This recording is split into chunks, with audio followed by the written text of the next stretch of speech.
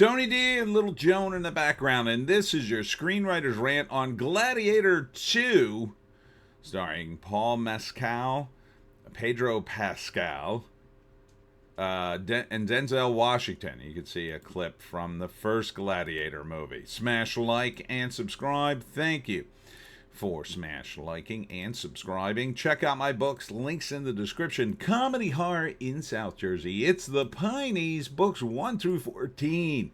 Available at Amazon.com. Don't forget, Kindle Unlimited is free. This looks like a very movie version of Rome. Very movie version. Everybody here appears to be a cartoon character in this one. I like the first Gladiator movie. It had a bit of subtlety to it. Yeah, there was some big moments, but this one seems like a very similar movie, but turned up to 15. Denzel Washington's always good. So it's not really on him. He's doing what he always does. He's kind of part Training Day and part Robert Bacall in this and part American Gangster. So he's doing well. The rest of the actors, and this probably isn't on them either, are really chewing up some scenery. Pedro Pascal is the big Roman general. You've got emperors or Roman nobles that are cartoonishly evil. And you could have maybe said that about Joaquin Phoenix, but Joaquin Phoenix always comes off as more, oh my God, this guy's unhinged, as opposed to cartoonishly evil. So I don't know, man. I don't know. I feel like, Denzel Washington's trying to lift the entire movie on his own in a lot of respects. No offense to the rest of the cast, but he's got a nice, nuanced performance just in this trailer, where everybody else doesn't even seem to be in the same room with him. He seems to be in one movie. They're in a completely different movie. He's wheeling and dealing. Pedro Pascal is just sort of there. Paul Mescal, he's all right. He's going to be the young angry man. The Emperor, the guy's playing the Emperor. I mean, pretty over the top, if you ask me. Was it like that? Is it? And then the other thing in this, they have many references to Maximus. I mean, you saw a clip in the trailer. There is Maximus's ring that's given to the main character by, I think, his wife, or I don't know. Maximus had a kid with her, and this is like Maximus's son, maybe. There's a wall of his weapons and armor. Like, they've turned Maximus into a cult-like hero in this. Maybe? They did do that kind of thing in Rome. But on top of everything else, there's a hip-hop soundtrack in this. Oh yeah, I said hip-hop. Blood on the Coliseum floor. Yeah, that doesn't really sound very, movie about the Roman Empire. It sounds like you're watching this Gladiator 2 in a club somewhere while you're drinking overpriced tequila and and you got the sound turned down, the music turned up. Like, doesn't work for me. It doesn't feel very authentic. And part of the first movie is it's kind of authentic feeling anyway. Yeah, it's not exactly history, but it's in the ballpark maybe. I like when they use characters from history. Are they doing that here? If they are, they're not mentioning it. They're keeping it close to the vest for some reason. First act, the fate of Maximus and his son, I'm guessing. And how his mother got away with him, and then the eventual fall of the previous emperor, who's I assume they won't even show, and then I don't know, we're 2 or 3 emperors later. Pedro Pascal is a Roman general, and he is a general in a Rome that's extremely decadent and falling apart. Denzel Washington has a plan to topple the empire, and it somehow involves a gladiator. I don't know. Are they going to topple Rome in this? That seems like it would be stupid. Why mention it? And why mention Maximus no less than 3 times in the trailer? In the trailer. I mean, Gladiator is a pretty old movie. How old is Gladiator? 2000. It's a 24-year-old movie. Now, here's the write-up. Follows Lucius, the son of Maximus's love, Lucilia, after Maximus's death. Sure, you could do it that way, I guess. I mean, that's not a bad setup. Gives him motivation, and it looks cool. I mean, there's all sorts of big scenes and decadence. I don't know. It just feels like a cartoon at this point that people are treating way too seriously. So, part of the problem is this. People don't follow history.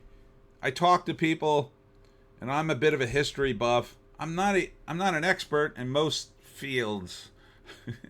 I'm very tiny. I mean, people call me a historian. I don't have a degree in history, but they call me a historian all the time just because I know a lot of stuff about South Jersey. I know some about the Roman Empire. I read about it. But like most people, they don't know the details all that well. So on the one hand, yeah, you could just make up a bunch of stuff that'll kind of sound good. But on the other hand, that leaves you with very broad strokes. And they kind of already covered that in the first movie. But if you're going to focus on the revenge of Maximus's son getting revenge for his father, who does he get revenge on? You know, the emperor's dead. Joaquin Phoenix's character is definitely dead by this time. He just gets revenge on Rome. I guess that doesn't really jibe with history as near as I can remember. I don't think the empire fell. I mean, unless he becomes Spartacus. Maybe? Spartacus kind of did some damage to the empire. But I don't think they're particularly looking to do anything historic in this movie. I think they're just looking to make a buck. You might say, why do they keep doing these sequels? 24 years later doing a sequel, why? Well, the time to do a sequel to this movie, the first movie that was pretty good, probably would have been about 2005, right? 3 or 4 or 5 years later, maximum. Maximus, right? If you had done a sequel, you know, a few years later, people would have been like, ooh, I'm definitely going to go see that. Yeah. But that's not necessarily the good move for a guy like Ridley Scott, because the sequels always do less. And by waiting all this time, people kind of forgotten how well the previous movie did. And then, you know, if this movie gets close, then it'll be like, oh, this was a hit movie too, or it wasn't too bad. Whereas if he had done a sequel like kind of on the heels of the previous one, like say it was his next movie, he just did it like 2 years later, which would have been relatively quick. A lot of people would have went to see it. But if it was a financial failure or a critical failure, if they said, this movie sucks, like, even though as fans it would have been better for us to have the first movie fresh in our minds, and I think more people would have saw it. From a career standpoint, if it fails, and it's more likely it'll not do as well as the first movie, and that's kind of a fail, you're better off waiting so people don't have too close of an association. But I would still say 24 years is a long time. In 2000, we were in a different place. A different place. In 2024, Gladiator movie with hip-hop soundtrack? I don't think so. I don't think so. It just seems off. And a lot of Maximus stuff in this. A lot of Maximus stuff. Feels like you're retreading old ground. But first act, Maximus dies. Maybe they even show you clips of it. Him and his mother escape. He ends up being raised by, I don't know who, but he becomes an angry young man who's super good at fighting. Somehow he gets enslaved, and he comes to the attention of Denzel Washington, who's some kind of gladiator guy, like the first movie, a gladiator manager, whatever you want to call him.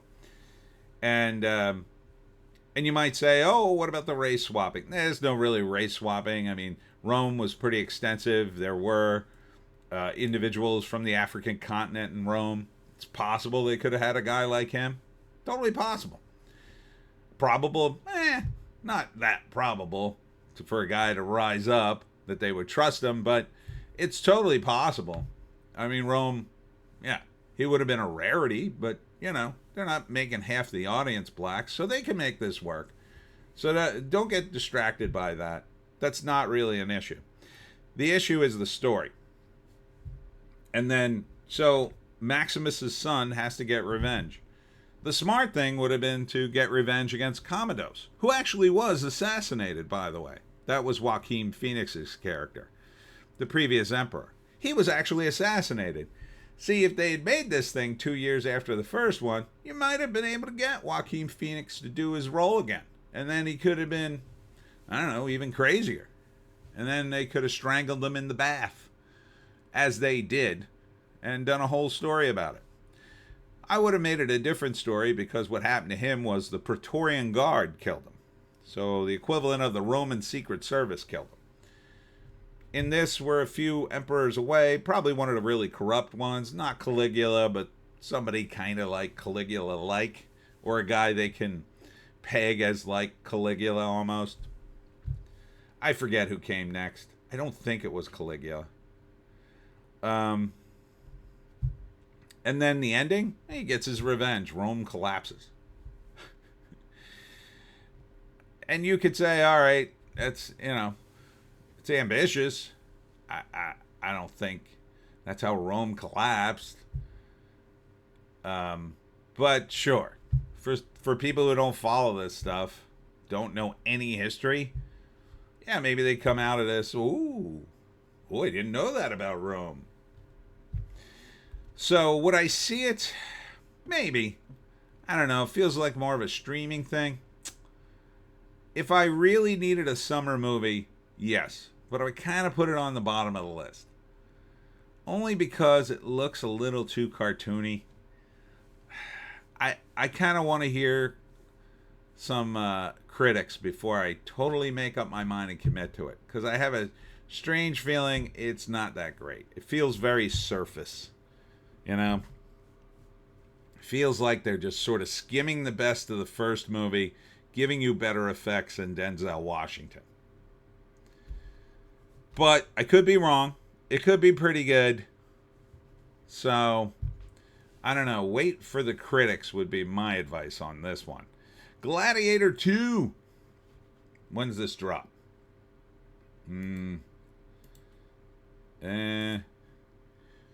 Let's see. Based on the characters created by Dave Franzoni.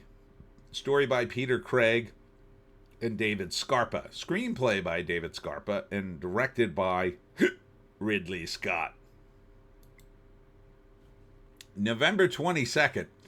Not much of a Christmas movie, is it? It feels like more of a summertime movie. If you ask me, it feels like a summer movie. I don't know, maybe it's all the sun, but there's lots of action. Doesn't really feel like much of a holiday movie. Like, hey everybody, we're going to get together for Thanksgiving. Oh great, let's go see Gladiator 2. Let's go see a bunch of people murder each other. Like, it doesn't feel like the holidays. But maybe. I mean, maybe Ridley Scott can capture the magic.